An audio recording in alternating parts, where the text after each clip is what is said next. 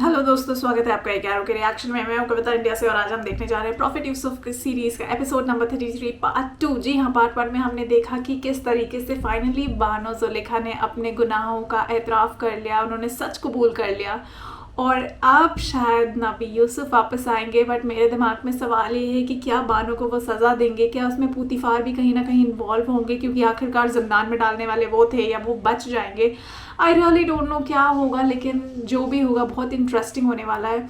और जैसे मैंने आपको एपिसोड में बताया था, कभी भी ऐसा झूठ नहीं बोलना चाहिए जो किसी की लाइफ को नुकसान करे या किसी को इतना ज़्यादा तकलीफ दे कि आप आपके पास सब कुछ होते हुए भी आप लाइफ में खुश ना रह सकें। सो कभी भी ऐसा ना करें किसी के भी साथ। बिना देरी के हुए आइए इस सीरीज़ को आगे शुरू करते हैं, क्योंकि आई थिंक अब बहुत इंटरेस्टिंग चीज़ें होने वाली हैं। तो लेट्स स्टार्ट दिस। हाँ, ऐसा ही है। हम सब ने अपने अपने हाथ काट डाले, लेकिन यूज़रशिप वाकई निहायत पाक दामन है। वो कभी भी हमारे हुस्न जमाल को खातिर में नहीं लाया। वो हमारे किसी भी मकरू हीले और फरेब में नहीं आया। ऐसा जवान वाकईन लायक तहसीन है। उसके मुतालिक काफ़ी कुछ सुन रखा था, लेकिन उस पर यकीन करना मुश्किल था। मुझे तो अब भी यकीन नहीं आ रहा। वो एक इंसान है, कोई फरिश्ता तो नहीं। क्यों आप लोगों ने ऐसे जवान के खिलाफ साजिश की? क्यों ऐसे गोहरे नायाब को जिंदान में डाला? जुलेखा की वजह से। हम अपनी खताओं के मुतरिफ हैं और जनाब फरमारवा से माफ़ी के तलबगार हैं। हाँ, माफ़ी और मुझसे? आपको चाहिए कि आप यूज़रशिप से माफ़ी तलब करें। आपने उसकी उम्र के कितने ही कीमती साल जिंदान में गंवा दिए, और आप भी बराबर के शरीक हैं जनाब पूतीफार। सही कहा। ऐसा जवान जो हिकमत और इल्म ताबीर ख्वाब में तमाम मुअब्बिरान मिस्र पर सबकत रखता है और पाकी और निजामत में जिसका कोई सानी नहीं। सालहा आपने उसे बेजुर्म खता कैद रखा। मेरे पास अपनी सफाई में कहने को कुछ नहीं, बस इतना कहूंगा कि शायद बदगोइयों के मुंह बंद करने के लिए जिंदान ही वाहिद रास्ता था। इस सब के बावजूद मैं जानता हूं कि मैं गुनाहगार हूं। अगर इजाजत मरहमत फरमाए तो मैं आपसे रुखसत चाहूंगा। मेरी तबीयत कुछ नासाज है। कोई हर्ज नहीं, आप जा सकते हैं।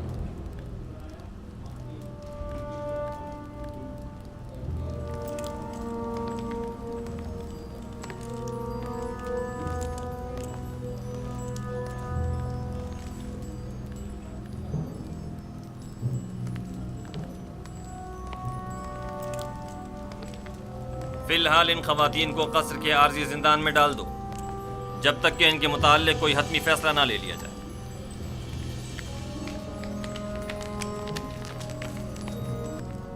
सब चले। आप लोगों से मुखातिब हूं। वैसे करेक्ट भी है, होना चाहिए। इनकी गलती ऐसी खड़ी क्यों है?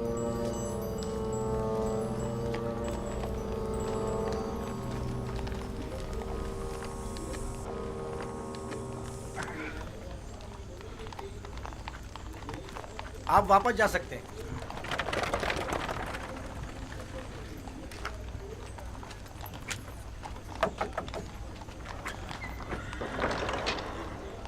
जनाब रुदामुन ने भेजा है।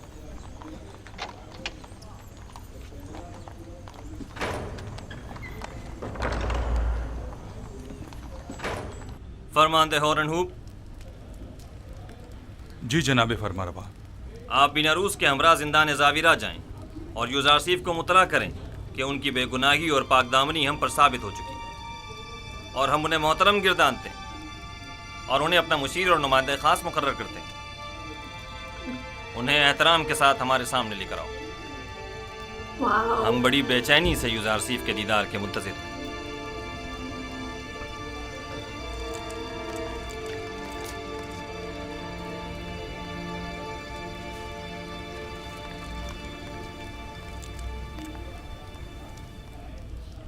रुदामुन ने कहा जुलेखा और दीगर खवातीन जिन्होंने आपके खिलाफ साजिशें की थी, सबने अपने गुनाह का एतराफ़ कर लिया है और उन्होंने आपको हर तोहमत से मुबर्रा करार दिया है।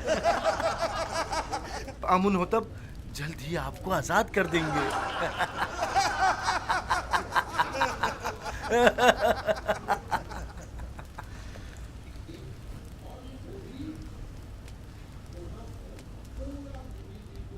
मैं सिर्फ ये चाहता था कि जनाब पुतीफार जान लें कि जलवत हो या खलवत मैंने उनके साथ खयानत हरगिज़ नहीं की, और फरमा रवा आमून हो तब भी जान लें कि युजार सीफ अहले खयानत में से नहीं है, और जान लें कि खुदावंद हरगिज़ खयानत करने वालों की मक्कारी को चलने नहीं देता। यूज़र सीफ, तुम ज़नाने मिस्र के मुकाबिल कैसे साबित कदमी से डटे रहे और वो तुम्हें किसी तौर तस्खीर न कर सकी?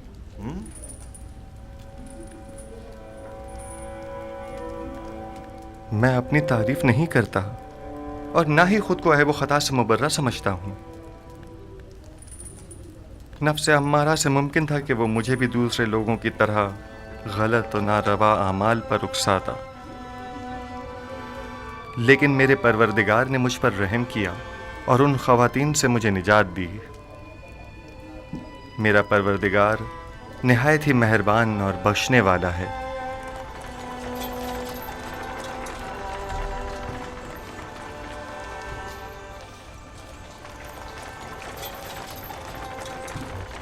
दुरूद बर फरमानदा होरम हो। आप पर भी दुरूद हो। हम युजार सीफ को लेने आए हैं।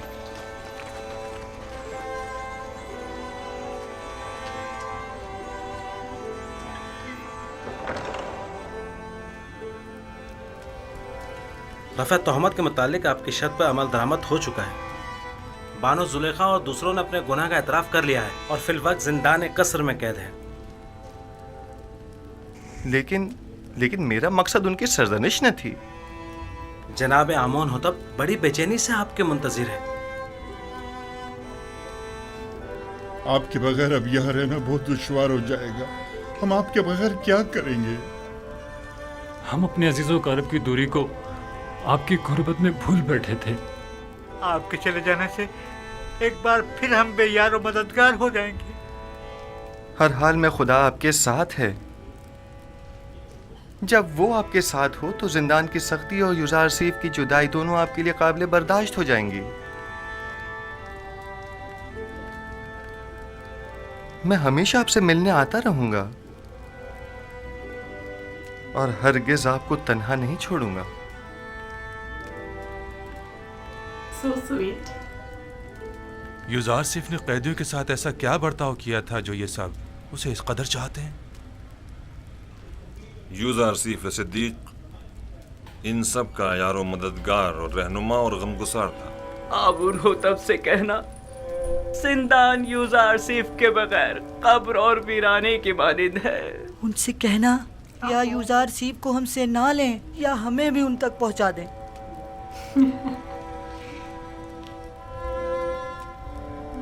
मैं आपको एक नसीहत करता हूं कि अगर सुन लें तो आराम हासिल होगा। जिंदान जिंदों का कब्रिस्तान और गमगीनों का घर है और दोस्तों के लिए आजमाइश और तरबियत की और गुनाहगारों और दुश्मनों के लिए निदामत की जगह है। हमारे दोस्त अपनी रूह को जिंदान की सख्तियों से जिला देते हैं और इस जगह पर तरबियत पाते हैं, और जिंदान को कब्र जानकर खुद को यहां दफन नहीं करते। मैं जल्द ही आपकी मुलाकात को आऊंगा।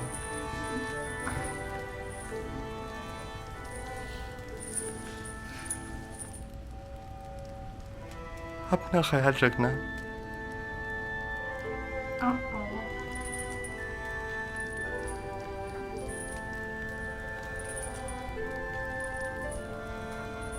खुदा निगहदार युजार सीफ, हम आपके मुंतजिर रहेंगे। हमेशा हमारे साथ रहेंगे।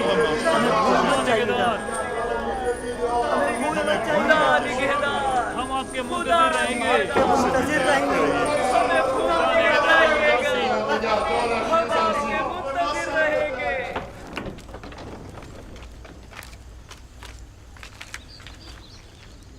जनाब युजारसिफ आपके लिए तख्त रवां आमादा है।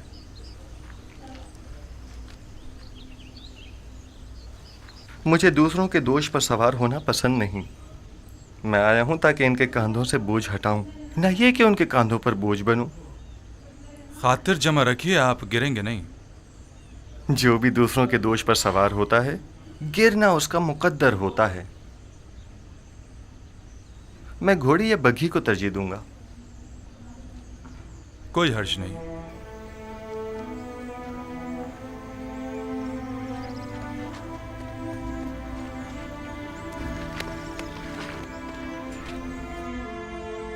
खुदा निगहदार। जनाब युजारसिफ, आप मेरी बग्गी में सवार हो जाइए।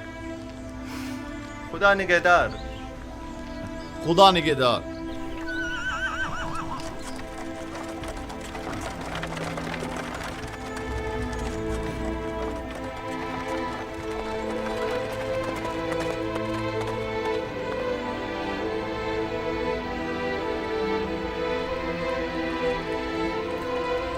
So sweet, इनके जैसे विचार तो यार रखने में, मतलब इतनी छोटी सी सीट को ये कितना सोचते हैं, और इनकी हर छोटी बात एक बहुत बड़ा सबक है अगर सोचा जाए तो।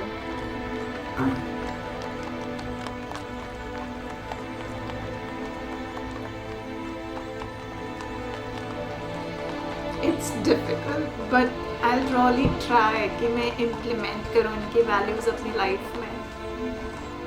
It's really wonderful to think like this.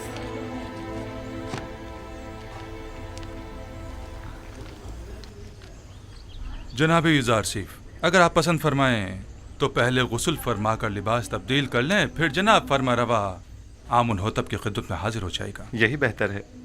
मैं भी ऐसी हालत में उनके सामने जाना मुनासिब नहीं समझता।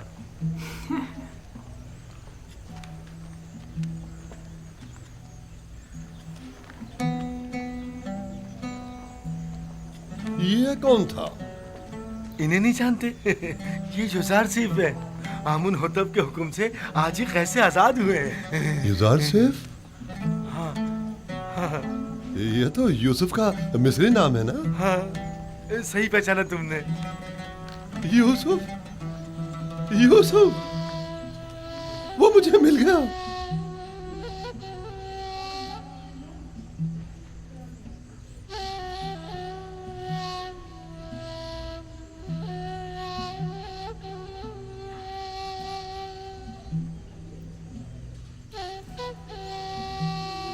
खुदा मुझे कभी ना बख्शे।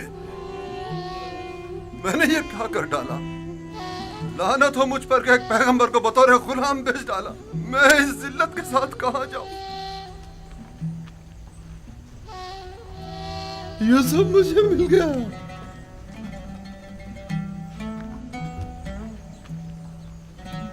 वो मुझे मिल गया।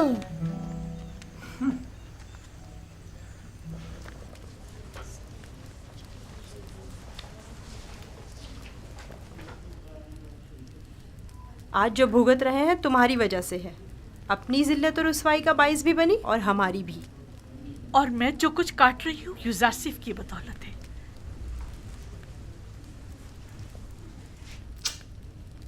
लेकिन युजारसिफ के लिए बारे मुलामत उठाना मेरे लिए शीरी है। तुमने पूतीफार की इज्जत भी खाक में मिलाई, अपनी भी और हमारी भी।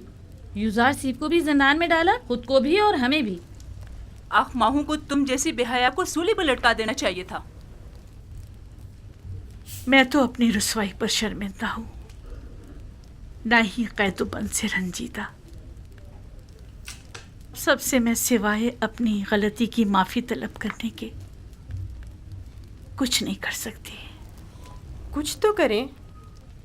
आप अपनी इज्जत गंवा बैठी हैं, लेकिन हमारी कुछ इज्जत है। निगहबान से बात करें, शायद ये पूतीफार से राब्ता करें और हम आज़ाद हो जाएं।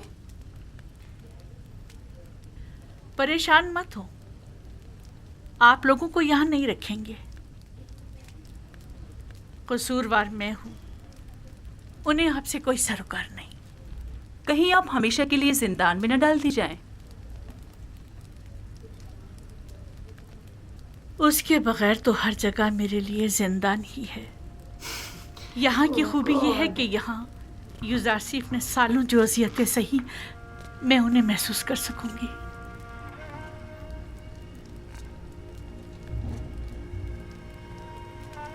जिंदान ज़ाविर तो यहाँ से कहीं ज्यादा वहशतनाक है, और मैंने 10 साल से ज्यादा अरसे यूजारसीफ को बेजुर्म खुदा वहाँ कैद रखा।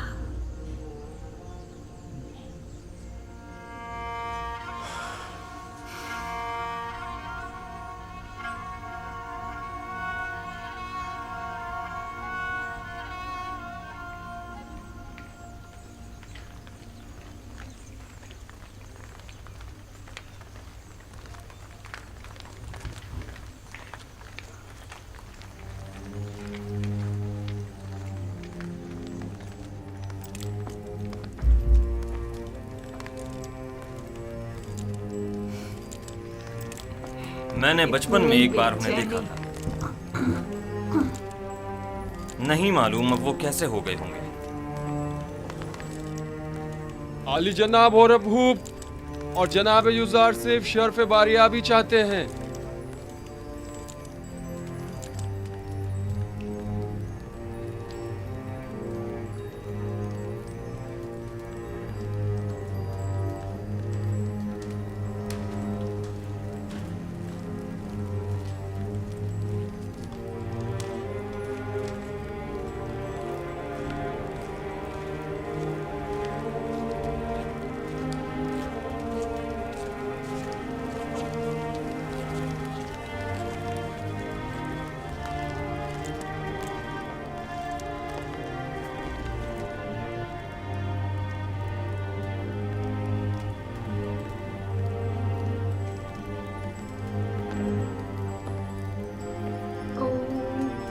Such cute memories.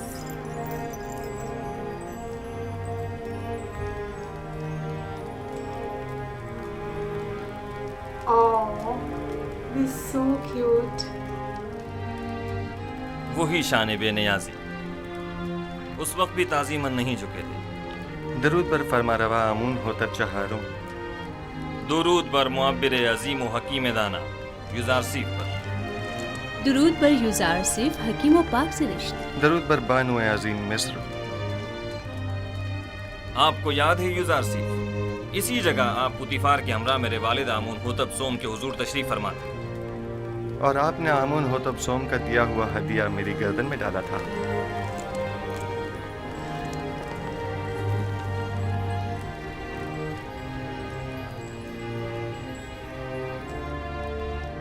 तुम एक दिन बुलंद मकाम पाओगे, दुनियावी मकाम मर्तबे के लिहाज से भी और मानवी मकाम मंजिलत के लिहाज से भी।